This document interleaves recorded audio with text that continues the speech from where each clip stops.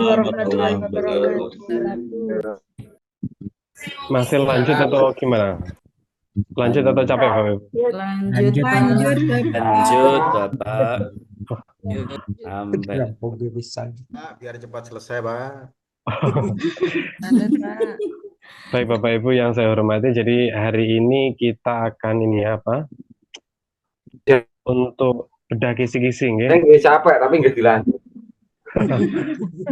Nggih. Bedah kisi-kisi nomor 110 sampai 120. Panjenengan pengen cepat atau pelan? Cepat, Pak. Cepat, Pak. Dengan mawon. Dengan mawon pengen ngelakon, Pak. Dengan saja, Pak. Dengan aja, Pak. Ikut Pak Erwin mawon. Manut Pak, saya ini pripun. Padat dan jelas. Nggih. Kita jam 4 selesai, nggih. Jam 4 atau jam berapa? Aduh. Jam 4, Pak. Jam 4. Kisi-kisi. Selesainya. Lebih dikit ya enggak apa-apa, Pak. Jenengan sudah sholat, toh, jenengan? Sudah. Kalau untuk surat asar ya belum, Pak. Zuhur sudah, Pak asar tadi, Zuhur Pak. sudah. Belum kayak pun ikomah kayak. Bapak Ibu, saya share screen bisa terlihat, nggih? Ke Bapak. Bisa, Kita Bapak. terakhir, nggih. Kita terakhir, Bapak Ibu. Bisa, tapi lari-lari, Pak. Oke. Iya, saya lari-lari kan, Pak. Oh, Karena memang terakhir, kan. Oke. Siang-siang kok lari-lari tuh, Pak? Ini sudah sore, Pak. Ini ngajak cepet itu. Bisa ngantuk, Pak ya. Lari dari kenyataan, Pak. Baik, kita soalnya 110, Bapak Ibu, nggih. Tapi jangan lari dari soal. Baik, kita 110 sampai 120, nggih. Nggih. Baik, Bapak Ibu langsung, nggih. Kita pertama adalah ini ya, menjelaskan standar kualifikasi guru. Jadi yang harus panjenengan pahami betul itu adalah terkait kualifikasi guru ya. Ada itu kemampuan pedagogi, kepribadian, sosial, profesional. Itu harus di luar kepala, Bapak Ibu.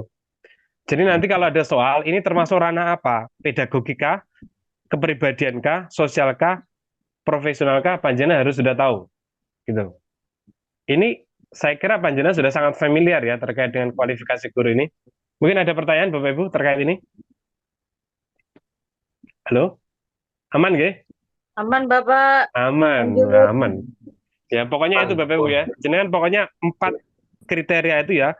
Pedagogik, kepribadian, sosial, profesional itu harus tahu betul. Nggih. Nanti mohon dipelajari sendiri nggih. Yang nomor 111 yaitu terkait apa ini? Profesionalitas guru dalam pembelajaran. Kompetensi guru dalam pembelajaran.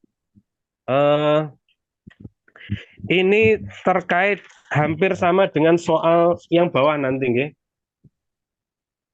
Misalnya adalah bagaimana guru memahami wawasan pendidikan, memahami peserta didik, mampu mengembangkan kurikulum, mampu merencanakan pembelajaran, melaksanakan pembelajaran, evaluasi pembelajaran, membuat assessment, bahkan itu membuat kegiatan awal, inti, penutup, semacam itulah Bapak Ibu. Kisi-kisinya arahnya di situ. Bisa dipahami nggih? Jadi apa yang dilakukan guru dalam proses pembelajaran di situ. Ya, termasuk TP, ACK dan sebagainya itu. Artinya gini Bapak Ibu.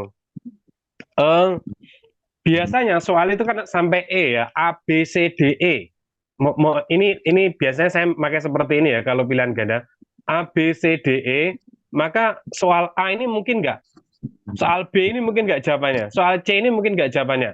Soal D, oh mungkin itu jenengan tandai. Soal E, oh tidak mungkin. Berarti jawabannya adalah D. Kan gitu jawabannya. Jadi Bapak Ibu jangan terkecoh dengan adanya ini ya ketika menjawab soal itu. Terkecoh dengan adanya soal. Soal itu biasanya panjang, terus penekanannya itu pada kalimat terakhir. Dan langsung ke fokus jawaban Bapak Ibu nggih. Jangan sampai panjenengan nanti menghabiskan waktu yang banyak ketika menjawab satu soal. Dibaca berulang-ulang nggak tahu ini jawabannya apa. Padahal kemungkinan ketika jenengan membaca jawabannya A, B, C, D, E-nya itu ada ketemu gitu. Baik, selanjutnya adalah 112. eh menganalisis profesionalisme guru dalam pembelajaran. 100 berapa? 100.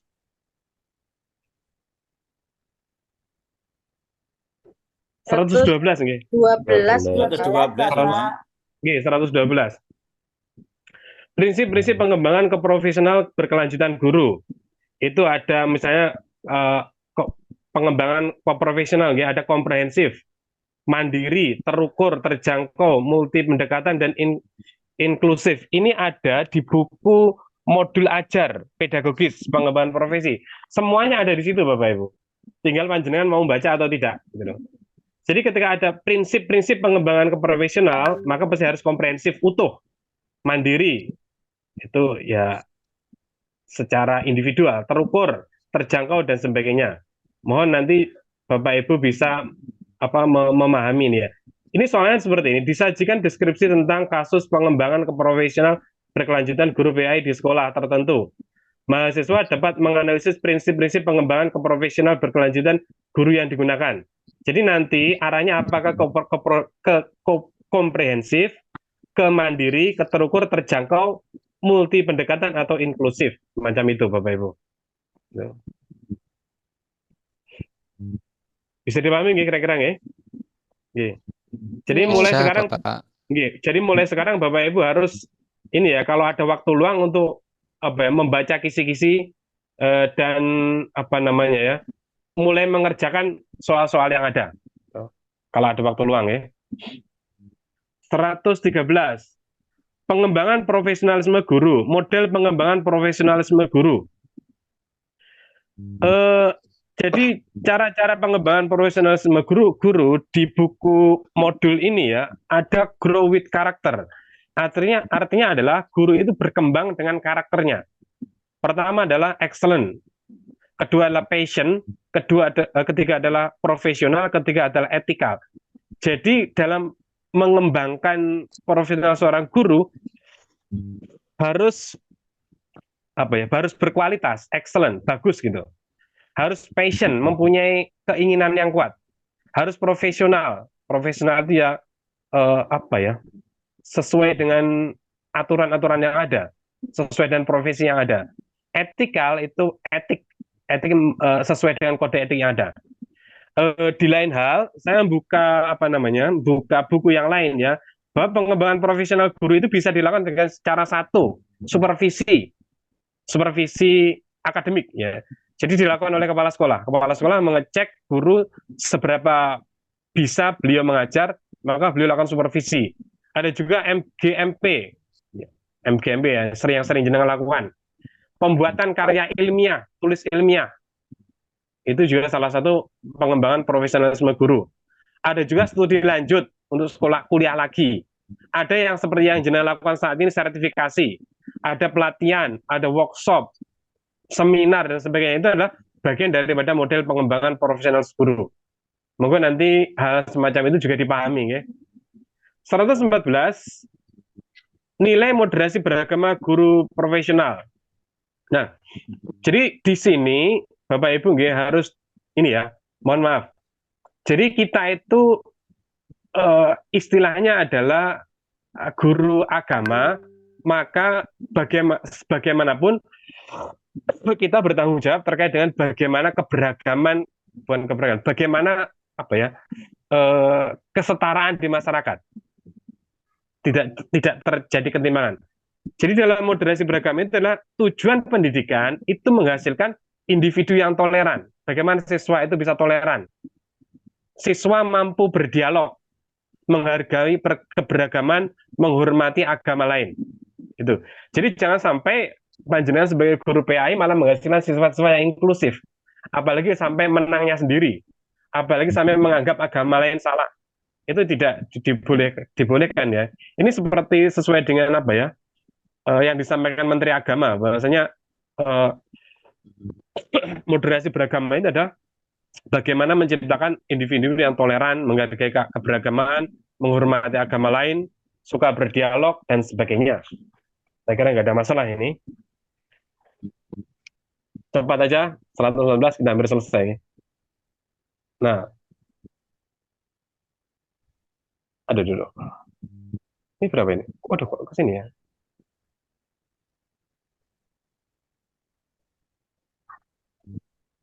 ...115 Bapak Ibu.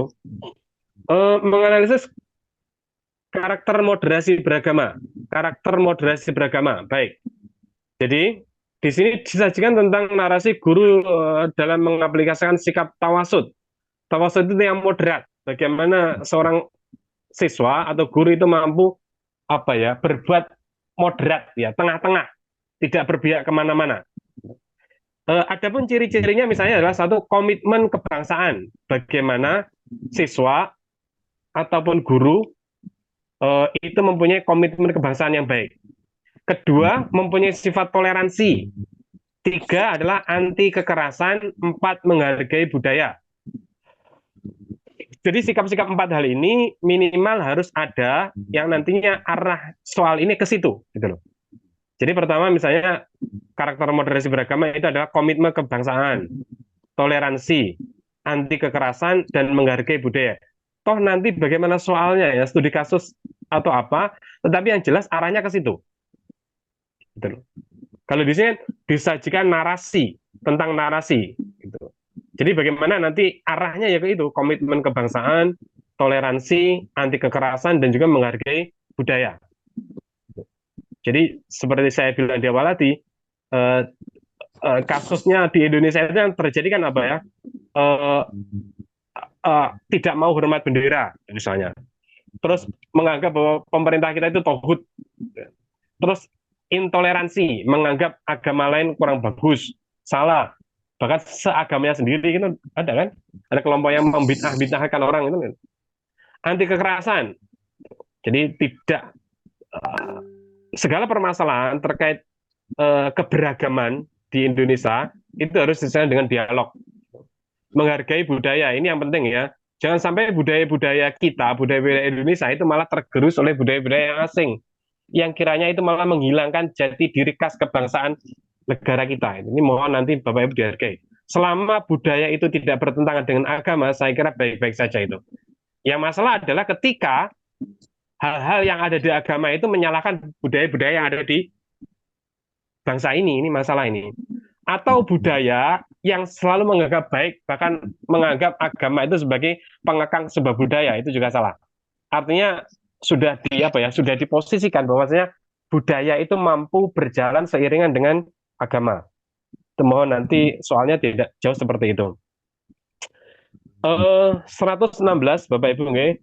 Strategi pengembangan profesionalisme guru, yaitu moderasi strategi peningkatan profesionalisme guru, hampir sama seperti tadi. Jadi, disajikan deskripsi tentang kasus peningkatan profesionalisme guru di sekolah tertentu. Mahasiswa dapat menganalisis strategi peningkatan profesionalitas guru yang digunakan. Saya katakan tadi ya di awal ya, ada peningkatan profesionalitas itu misalnya magang, kemitraan sekolah, belajar jarak jauh, seperti kita itu belajar jarak jauh kan, kursus, seminar, workshop, penelitian, pembuatan karya tulis ilmiah, sertifikasi dan sebagainya, itu adalah bagian daripada peningkatan profesionalisme guru. Monggo nanti soalnya seperti apa, yang jelas arahnya ke situ. Walaupun masih lama ya ini ya. 117, oh, cepat kan. Kompetensi guru dalam pembelajaran. Jadi bagaimana guru di sini mampu menguasai pelaksanaan pembelajaran. Seperti saya bilang di awal tadi ya, guru misalnya mampu membuat modul ajar, mampu membuat media pembelajaran, dan sebagai deskripsi yang ada ya, itu seperti apa media pembelajaran, modul ajar yang baik, mampu membuat perencanaan pembelajaran, terus mampu membuat melaksanakan pembelajaran yang baik, memahami model, metode, strategi pendekatan pembelajaran, mampu membuat evaluasi atau assessment ya, baik itu formatif atau sumatif, baik itu penilaian sikap, penilaian kognitif maupun afek psikomotorik gitu loh. Mohon nanti dipahami sendiri, saya cuma mengingatkan saja. Jadi itu ada di situ gitu. Itu kompetensi guru dalam pembelajaran. Saya kira ini adalah yang setiap hari panjenengan lakukan, gitu. Itu merancang, membuat modul, terus perencanaan pembelajaran, mempersiapkan pembelajaran, apa ya, memilih metode pembelajaran yang tepat dan sebagainya. 118, asesmen dalam kurikulum merdeka. Yang jelas seperti panjenengan apa namanya kemarin di Lokakarya itu ada formatif sama sumatif. Dan juga termasuk saya bilang tadi ya, ada asesmen afektif, psikomotorik, dan kognitif. Tuh.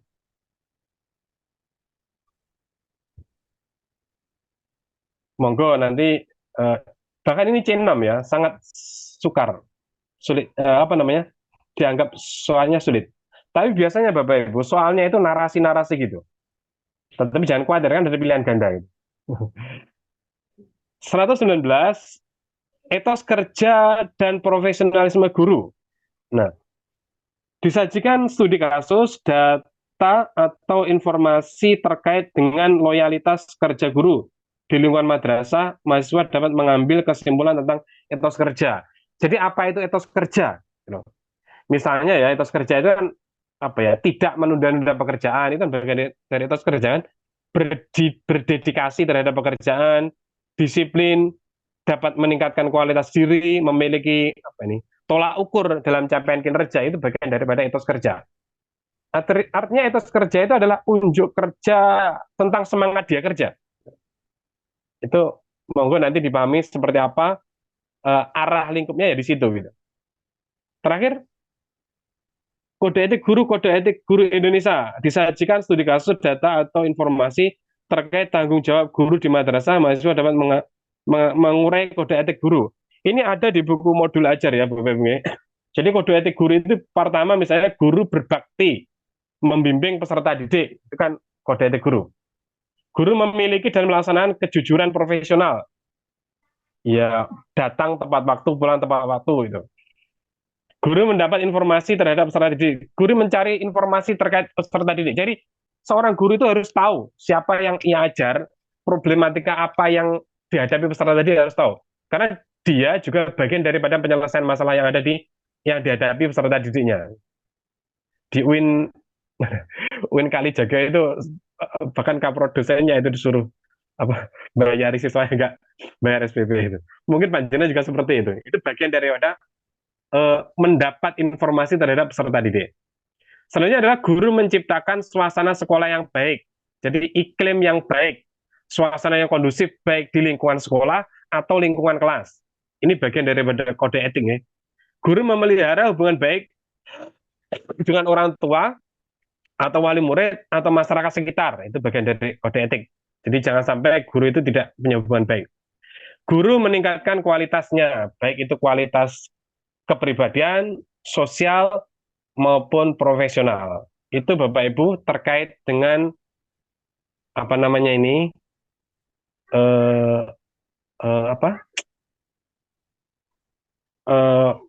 kisi-kisi Bapak Ibu.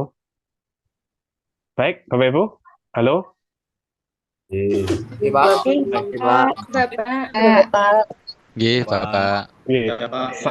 Ya, saya lanjut lagi Bapak Ibu. Saya lanjut Sangat lagi jelas. Yang penting saya doakan panjenengan lulus Banten kan, kan? Amin.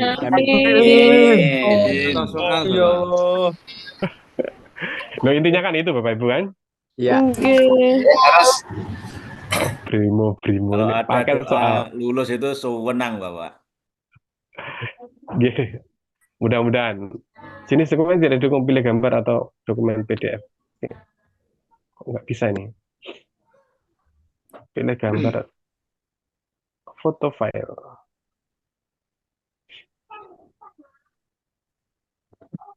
Kok buat nggak bisa gitu? Buat Bisa Pak, biasanya bisa. Bisa Microsoft apa ya? Word Dokumen biasanya ya. bisa. Paranda layar kamera. Nah ini nanti nggak bisa ini. Dokumen ya. Dokumen kok mintanya PDF. Ini Word. Saya klik nggak bisa. Loh, jenis dokumen tidak didukung pilih gambar atau PDF. Waduh, ini gimana ini? Microsoft SharePoint Microsoft OneDrive, box, foto, gambar file, dokumen, apa ini ya? Pakai Konvert, HP Bapak, HP tak? menit mari Pak. Gimana? Pakai HP apa laptop Bapak? Saya pakai HP atau layarin aja ya. Oh,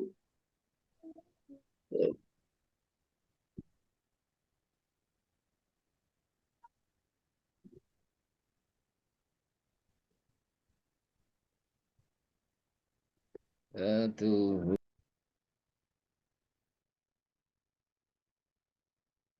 Bisa enggak Bapak Ibu? Ini saya buka-buka yang lain, terlihat enggak? nggak ada Pak. Belum terlihat, Bapak. Belum kelihatan, Bapak. Kelihatan. Waduh, ini. Langsung Nggak di apa-apa, nanti servernya contohnya aja, Pak. langsung di-share saja, Bapak. Langsung di-share aja Pak. Sudah. Nggih, ngoten Bapak. Ini kan soal-soal yang kemarin itu Bapak Ibu. Soal-soal Oke. apa namanya? Tryout. Tryout itu. Saya mau tunjukkan satu persatu gitu. Kok ternyata ini malah convert ini ya. Konvert Share jadi mawon Pak PDF damel dulu. sinau. Di-share di mana? Di-share ke Pak Di Eko, komen Bapak. Bapak, di besar komen ini, Pak. komen obrolan nih loh Bapak. Gimana? Dijabri salah satu saja Bapak, nanti biar Nggih, ke Japri teman-teman. salah satu mawon. Nah, ini waktunya kan masih panjang kan? Masih 30 menit kok. Iya. Share ke Ini saya ubah beda. Ya dicoba Nanti dulu. Jadi mangke kersane yang lain mau ubah gitu Pak, nanti share screen ngaten teman-teman. gimana Bapak Ibu? Nggih. Panjenengan nanti yang menjelaskan, yang teman-teman yang share screen ngaten Pak. Oh gitu. Jadi saya masukkan di mana nih? Bagikan di mana? Itu Di kirim ke WA salah satu teman aja dulu Pak. Monggo teman-teman bisa chat beliau. Oh gitu. Di grup Nggih. saya yang ngajari itu, saya ngajari lokakarya apa? Saya lupa ini. Jadi monggo itu aja Pak. Siapa itu teman yang gabung sama bapaknya? Lokakarya saya lupa juga ini. Kelas apa Pak? Lupa Bu, saya kelas apa? Saya banyak sekali ngajar. Lokakarya ya. 4, Pak. Oh, lokakarya 4 nggih. Oke. Ayo teman-teman yang Lokakarya 4 bisa chat. Bu, sabar. Saya jelaskan 5 menit aja selesai, Bu. Jangan khawatir, Bu. Ini kirim ya, bagikan Lokakarya 4.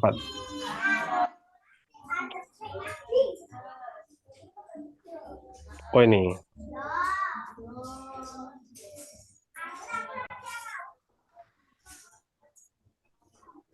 Sudah saya kirim di Lokakarya 4 pakai soal PAI 21 September ini. Ayo teman yang di Lokakarya 4 bisa ubah ke PDF dan juga share screen ngaten. Oh ya, siap Bu.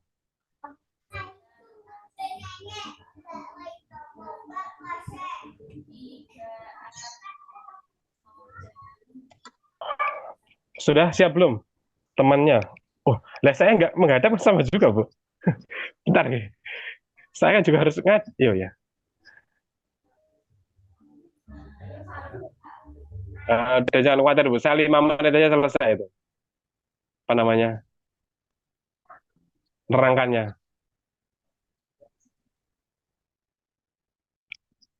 Aduh. Siapa Loka 4? Loka 4.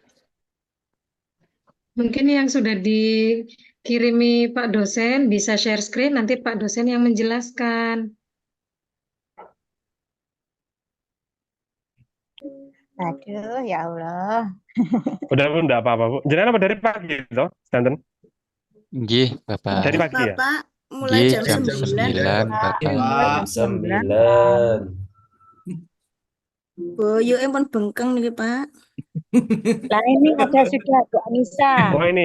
Lah Ini lho, sudah Pak. ini. Tenang, kalau cair kan yo enteng. Alhamdulillah, semangat dari Jatim. yang hukumnya Bapak Ibu nggih, hukumnya saya kasih hukum kalau cair ya. Bagi bapak-bapak yang cair itu serahkan ke ibunya, ke istrinya gitu.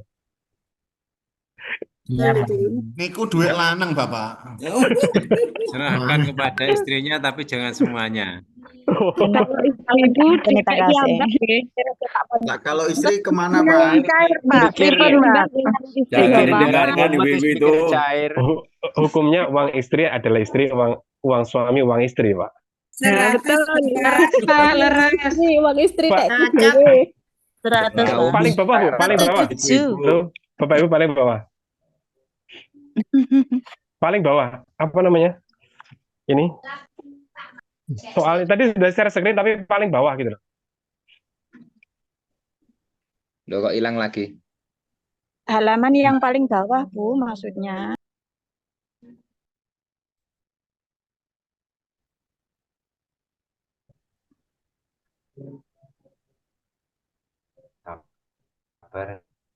Bentar. Saya keluar tadi dari Zoom soalnya. Oh ini Bu Anis toh, Bu Nisa toh. Nggih. Ada.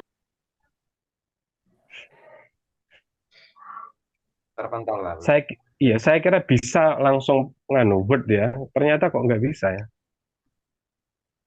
Tadi Bu Mawana bisa, Pak. Oh iya. Laptop nih Pak, saya kerja.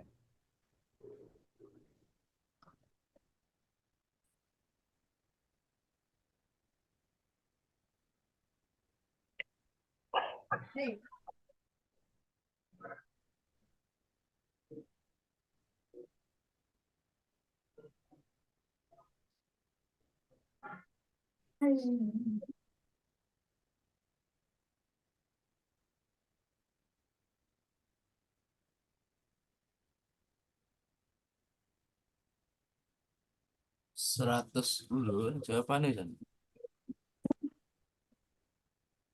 Itu jawabannya ini. Ngapa nih? Iya, saya yang jawab Bapak Ibu itu. Saya yang jawab. Tinggal saya bacakan, jenengan dengarkan aja selesai kan. Iya, Bapak. Baik, Iya, Pak. 100 Siap, Ustaz. 110 Bapak Ibu nggih. Nggih.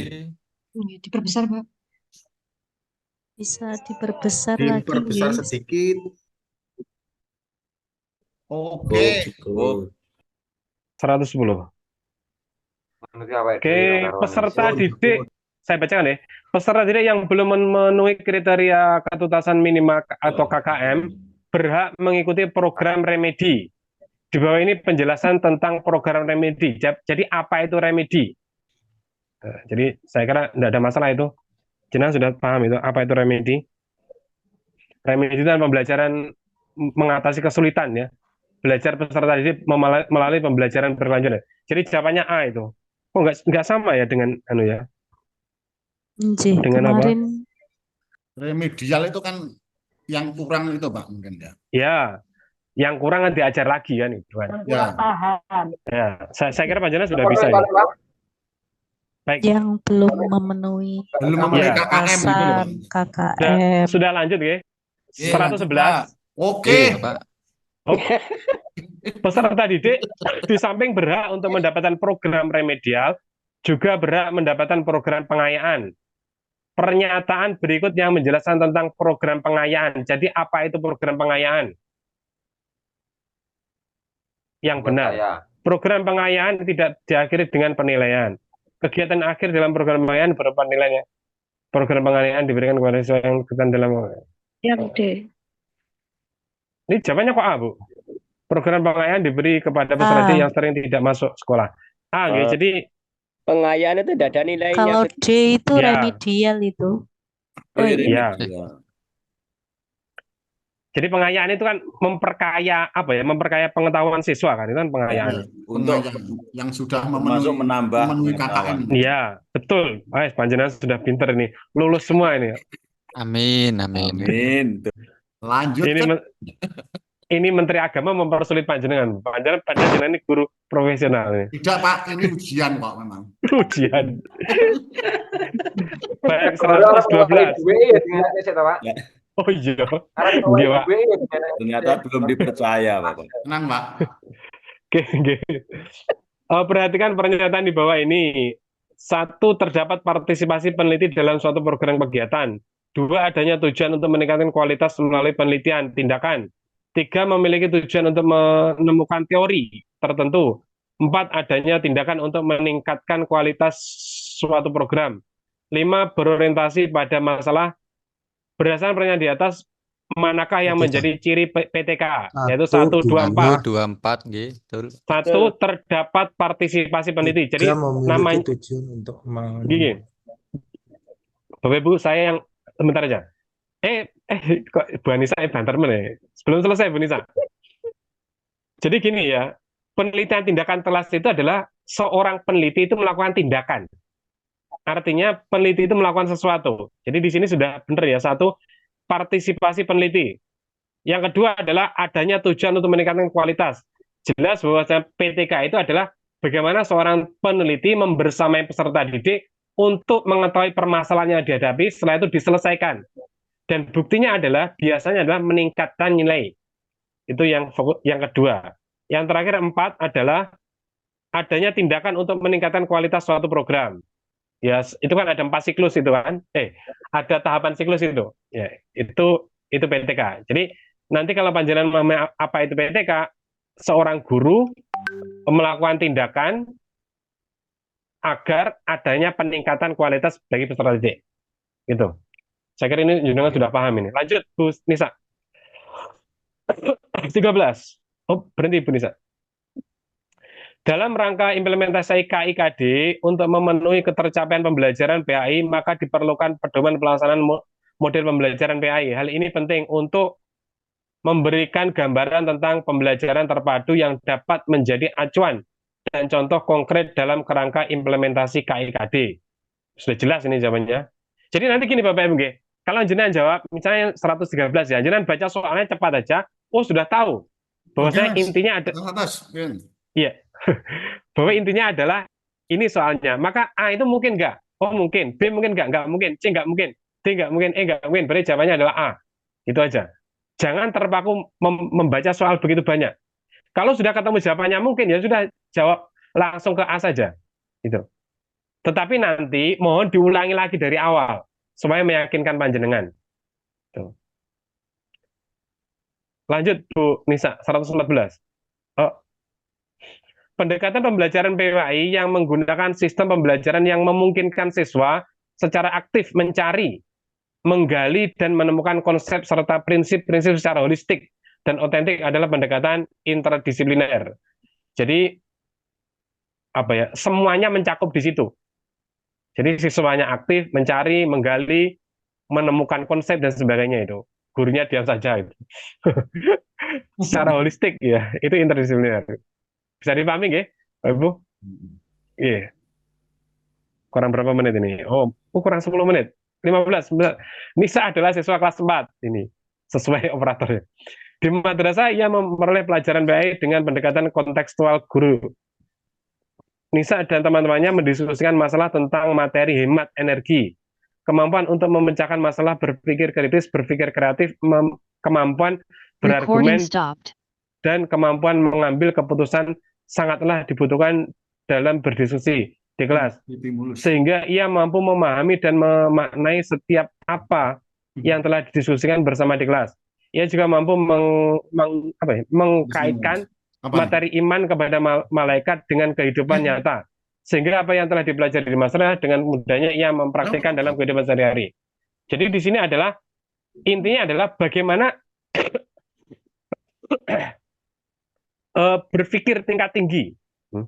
Karena itu diajak berpikir, think-nya itu, berpikir kritisnya itu. Jadi sudah soal 115 itu sudah ada kata kuncinya, yaitu kemampuan untuk memecahkan masalah, berpikir kritis. Ya sudah, itu jawabannya di bawah, berpikir menstimulus berpikir tingkat tinggi itu. Saya kira nggak ada masalah ini. Lanjut Bu Nisa 16. Pak Burhan sebagai guru PAI di SD ini ya, sebentar, ingin mengajukan proposal penelitian PTK untuk memperoleh dana hibah yang diberikan oleh sekolah. Langkah pertama yaitu adalah merumuskan judul PTK, meningkatkan nilai ulangan harian mata pelajaran PAI kelas judul. Pak Burhan kemudian menyusun proposal, lanjut Bu Nisa, proposal lengkap dan mengajukan ke sekolah setelah beberapa waktu lalu. Proposal Pak Burhan dinyatakan diterima dan dana hibah dapat dicairkan. Akan tetapi Pak Burhan menemui masalah, yaitu ia tidak dapat melaksanakan penelitiannya karena tersebut ada masalah yang diangkat tidak terjadi di sekolah tersebut. Berdasarkan cerita yang dialami Pak Burhan di atas, manakah pernyataan di bawah ini yang menjadi penyebab timbulnya masalah? Jadi ternyata masalahnya ada di sekolah, gitu loh. Ini jawabannya adalah penyusunan proposal penelitian tindakan kelas tersebut tidak diawali dengan identifikasi dan perumusan masalah di penelitian. Jadi penelitian itu basicnya adalah masalah yang ada di tempat penelitian. Itu. Sebenarnya seperti itu Bapak Ibu. Tahan dulu Bu Nisa. Tahan dulu. Jadi penelitian itu berawal dari masalah yang ada di objeknya. Kalaupun untuk skripsi, untuk panjenengan PTK kemarin itu adalah karena ya simulasi saja, karena apa namanya, karena ya tagihan saja gitu loh. Ini yang mohon Bapak Ibu pahami betul nggih. Jadi penelitian-penelitian yang kita lakukan itu rata-rata adalah basicnya adalah tagihan, bukan beneran peneliti. Kalau beneran peneliti seperti ini. Jadi seorang peneliti itu harus mengetahui permasalahan yang real terjadi di lokasi. 117, lanjut. Ayo Bu Nisa. Bu Yuda memiliki keterampilan dalam mengajar. Beliau mengajar di MI karena S1 Bu Yuda lulusan PGMI. Ia sangat menikmati kegiatan mengajarnya dengan rasa tanggung jawab. Beliau juga selalu menjunjung tinggi kode etik. Tidak lupa selalu mengikuti pelatihan dan sebagainya. Ini karakter sesuai dengan Undang-Undang Nomor 14 Tahun 2005, profesional guru. Jadi mohon nanti Bapak Ibu ini ya dipahami ya undang-undang dan sebagainya. Ini yang menyulitkan biasanya. Karena ya harus mengetahui. Tapi intinya apa gitu aja. Saya sendiri kalau disuruh hafalkan undang-undang itu paling ribet ya. Lanjut 118. Tujuan pembelajaran melalui diskusi kelompok, siswa mampu menjelaskan upaya memelihara keseimbangan. Komponen rumusan pada tujuan pembelajaran yang belum ada yaitu kok degree ya, tingkatan ya. Tujuan pembelajaran melalui ini ya. Melalui diskusi kelompok, audiens sudah ada. Siswa ada siswa itu. Behavior sikapnya menjelaskan itu, kondisinya menjelaskan itu. Memelihara keseimbangan elaborasi sudah. Jadi ketingkatnya ya degree. Melalui diskusi kelompok, siswa mampu menjelaskan upaya memelihara keseimbangan pada tahap apa gitu. Itu kan bahasa saya lupa itu. Gitu, Pak. Iya, nggih. Biasanya ada tambahnya dengan baik atau dengan apa? Degree itu tingkatan. Dengan baik dan benar gitu. Ini saya lupa, ini bagian dari apa, Bapak Ibu? Menyusun apa? Dulu. Itu masuk evaluasi pembelajaran ya, Pak. Iya. Lanjut. Otentitas dan originalitas sebuah karya tulis ilmiah (KTI) merupakan salah satu faktor penting dalam penulisan karya ilmiah. Hal ini menunjukkan kredibilitas seorang penulis. Salah satu penanda karya tulis ilmiah yang baik adalah memiliki rujukan berasal dari sumber yang jelas. Berikut ini sumber-sumber rujukan yang jelas. Artikel jurnal, jelas. Buku, jelas. Laporan penelitian, jelas. Makalah, jelas. Kutipan media sosial. Kutipan media sosial itu bukan termasuk sumber rujukan yang jelas karena tidak tahu siapa yang ini ya, sumbernya, karena tidak bisa dipertanggungjawabkan. Kalau jurnal itu jelas siapa penulisnya. Buku ya, buku ilmu pengetahuan ya, bukan buku komik atau apa itu. Laporan penelitian itu jelas, makalah jelas. Jadi A, B, C, D itu adalah karya tulis ilmiah semua. Sedangkan kutipan di media sosial itu biasanya cuma quotation siapa itu. Yang penulisnya saja nggak tahu, nggak jelas siapa itu, dan belum tentu bisa dipertanggungjawabkan. Saya kira itu nggak ada masalah. Lanjut, terakhir. Makalah merupakan karya tulis ilmiah yang disusun untuk keperluan presentasi maupun diskusi. Makalah biasanya menyajikan sebuah topik dan sudut pandang tertentu yang ditawarkan penulis. Berikut ini ciri-ciri makalah kecuali enggak. Kalau halaman itu kan bukan ciri ya. Disusun secara sistematis, jelas ya, ada pendahuluan, inti, penutup. Memiliki pola berpikir rasional, ya karena ilmiah harus rasional. Ditulis menggunakan bahasa Indonesia yang baik, jelas. Mengikuti pedoman penulisan KTI, ya sesuai dengan selingkung yang ada itu. Jawabannya adalah A, ya, karena jumlah itu enggak. Baik, itu Bapak Ibu, mungkin sudah cukup, nggih? Atau ada pertanyaan? Ada waktu 3 menit, monggo. atau 5 menit ini. Ada pertanyaan silakan. Artinya gini Bapak Ibu, untuk UP itu jenengan persiapkan betul. Pertama kesehatan panjenengan. Kedua adalah lokasi panjenengan melakukan UP itu. Jangan sampai bermasalah terkait sinyal. Ini. Kalau perlu jenengan kemana gitu? Ke sekolah jenengan atau ke siapa yang sinyalnya itu kuat gitu loh. Waktu pengerjaan UP nantinya gitu loh. Dikhawatirkan iya warung wifi boleh. Tapi jenengan terganggu atau tidak itu loh. Karena kan harus di video juga mengerjakannya itu. Ada 2 layar ya. Iya, ada 2 layar kalau nggak salah itu. Dan juga jaga kesehatan.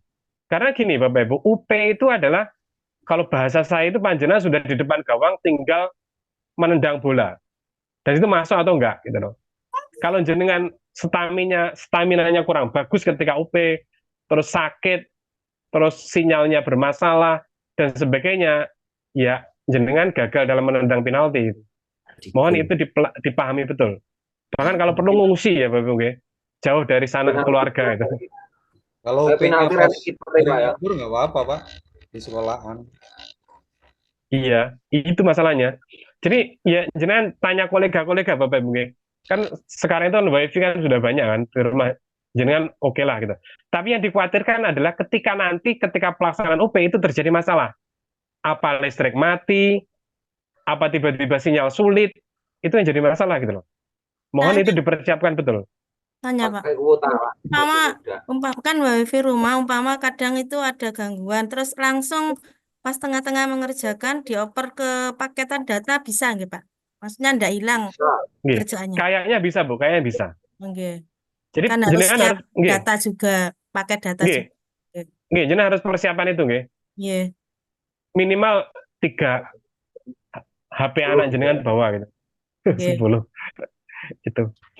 Itu karena menentukan ya. Jadi kalau saya amati itu yang membuat mahasiswa terjatuh itu faktor psikologisnya ya, faktor teknisnya, bukan psikologis, faktor teknis dan psikologis ya, bukan kesiapan pembelajarannya. Karena jenengan sudah try out berkali-kali, seperti ini bedah kisi-kisi berkali-kali itu loh.